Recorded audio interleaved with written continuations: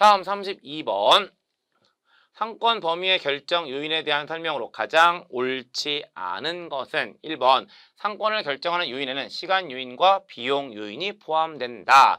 2번 공급 측면에서 비용 요인 중 교통비가 저렴할수록 상권은 축소된다. 공급이랑 관점에서 교통비가 저렴하면 그만큼 상권은 확대가 되겠죠. 그러니까 2번이 옳지 않은 설명이라고 보시면 되고 3번 수요 측면에서 고가품, 고급품일수록 상권 범위가 확대된다.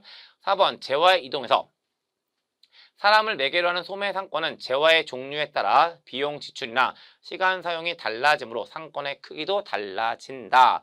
5번 시간 요인은 상품 가치를 좌우하는 보존성이 강한 재화일수록 상권 범위가 확대된다. 나머지는 문제 없죠. 그래서 32번 문제 정답 2번으로 확인하시면 되는 거고.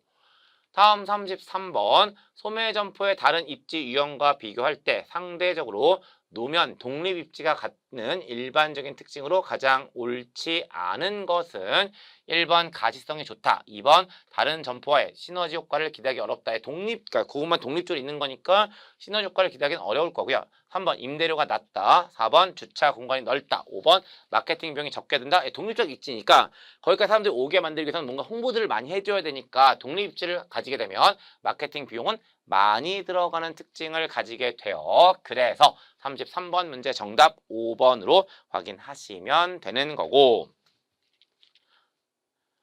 다음 34번 점포의 상권을 설정하기 위한 단계에서의 지역 특성 및 입지 조건 관련 조사의 내용으로 가장 옳지 않은 것은 1번 유사 점포의 경쟁 상황, 2번 지역의 경제 상황, 3번 자연적 장애물, 4번 점포의 접근성, 5번 점포의 예상 수요.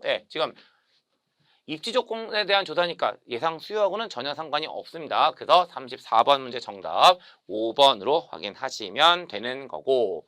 다음 35번 아래 글상제 시된 신규 점포의 개점 절차의 누적 진행 순서로 가장 옳은 것은 이제 뒤에 보기로 넘어가 있으니까 하나씩 따라가겠습니다. 기억, 상권 분석 및 입지 선정, 니은 홍보계획 작성, 디귿, 가용자금 적성 등 창업자 특성 분석, 리을, 실내 인테리어, 점포 꾸미기, 미음, 창업 아이템 선정 들어가 있는 상태고요. 그럼 당연히 뭐부터 해야 될까? 일단 자금부터 확인해야 되겠죠. 그래서 제일 첫 번째 디귿이 들어오게 될 거고요. 그 다음에 두 번째로 창업 아이템을 선정해야 되는 거죠.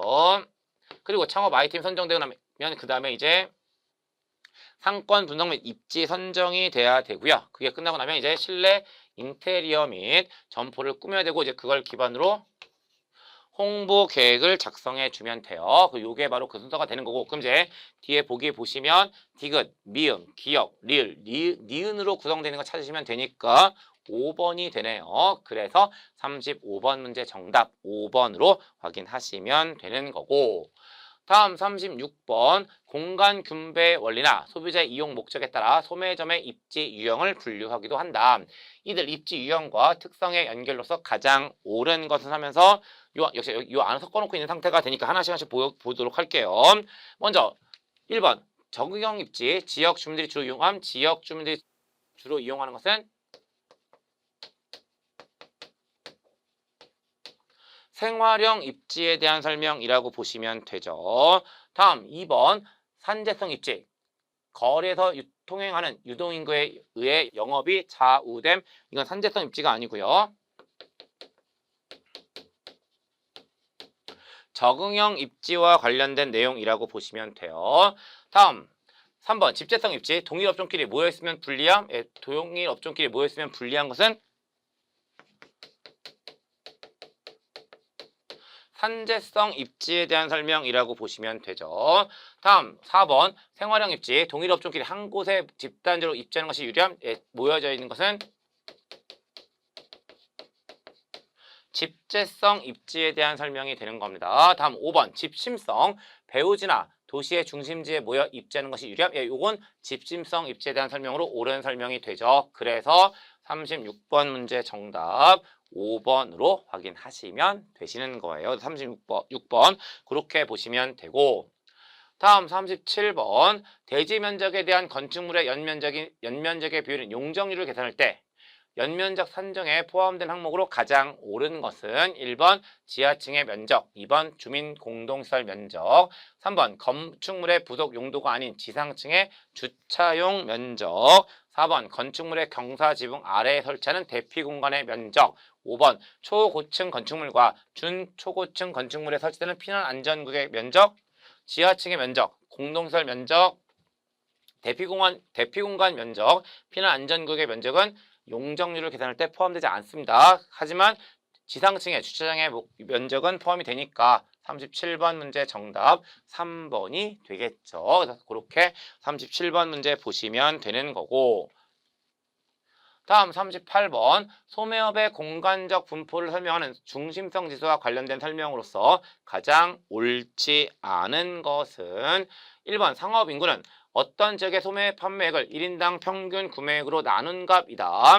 2번 중심성 지수는 상업 인구를 그 지역의 거주 인구로 나눈 값이다. 중심성 지수에 대한 설명 그대로 하고 있습니다. 3번 중심성 지수가 1이라는 것은 소매 판매액과 그 지역 내 거주자의 소매 구매액이 동일하다는 뜻이다. 4번 중심성 지수가 1이라는 것은 해당 지역의 구매력 유출과 유입이 동일하다는 뜻이다. 5번 소매 판매액의 변화가 없어도 해당 지역의 인구가 감소하면 중심성 지수는 낮아지게 된다. 요 가지 보시면 되죠. 상업 인구를 그 지역의 거주 인구로 나눈 게 중심성 지수인데, 그럼 해당 지역의 인구가 감소하면 분모값이 줄어드는 거니까 중심성 지수는 높아지게 되는 거잖아요. 근데 중심성 지수가 낮아지게 된다고 쓰고 있으니까 옳지 않은 설명, 따라서 38번 문제 정답 5번으로 확인하시면 되는 거고, 다음 39번 허프 모델보다 분석 과정이 단순해서 상권 분석에서 실무적으로 많이 활용되는 수정 허프 모델의 특성에 관한 설명으로 가장 옳지 않은 것은 1번 분석을 위해 상권 내에 거주하는 소비자의 개인별 구매 행동 데이터를 수집할 필요가 없다. 2번 허브 모델과 같이 점포 면적과 점포까지의 거리를 통해 소비자의 점포 선택 확률을 계산할 수 있다. 3번 상권 분석 상황에서 실무적 편의를 위해 점포 면적과 거리에 대한 민감도를 따로 추정하지 않는다. 4번 허프 모델과 달리 수정 허프 모델은 상권을 세부 지역으로 구분하는 절차를 거치지 않는다. 얘가 잘못되어 있고요.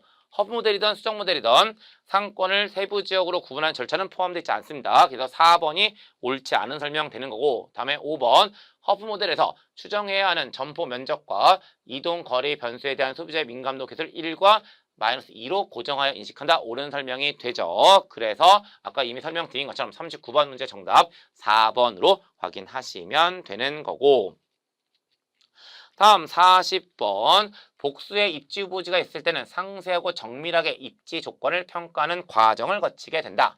가장 유리한 점포 입지를 선택하기 위해 참고할 만한 일반적 기준으로 가장 옳은 것은입니다. 1번 건축성 후퇴는, 건축성 후퇴는 이제 그 도로에서부터 뒤로 빼서 건물을 짓는 거죠.